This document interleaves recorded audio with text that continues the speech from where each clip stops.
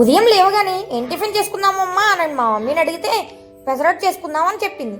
పెసరట్టు చేసుకోవాలంటే మరి 2 hours అయినా పెసరపప్పు నానకపోతే మంచిగా ఉండదు కదమ్మా అని నేనంటే మా అమ్మ ఒక ట్రిక్ చెప్పిందండి. ఆ ట్రిక్ ఏం లేదండో, ఈ గోరువెచ్చటి నీళ్ళల్లో పెసరపప్పు నానేస్తే ఒక 1 hourలో నానిపోతాయంట. అలాగే చేశాను, మంచిగా నానిపోయాయండి.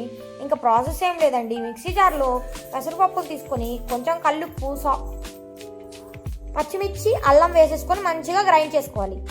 దాంట్లోకి గ్రైండ్ చేసుకునేటప్పుడు వాటర్ మాత్రం యాడ్ చేయకండి, వాటర్ వేసుకుంటే బాగోదండి.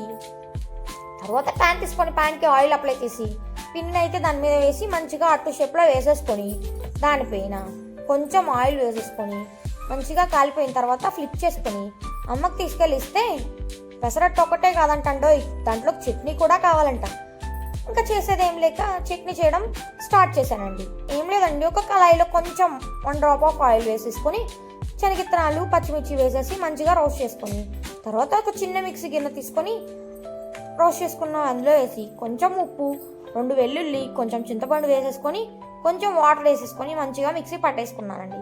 తర్వాత పోపు పెట్టుకోవడానికి ఒక చిన్న బౌల్ తీసుకొని దాంట్లోకి ఆయిల్, జీలకర్ర, పసుపు, కరివేపాకు వేసేసి పోపు పెట్టుకొని తీసుకెళ్ళిచ్చండి. చాలా టేస్టీగా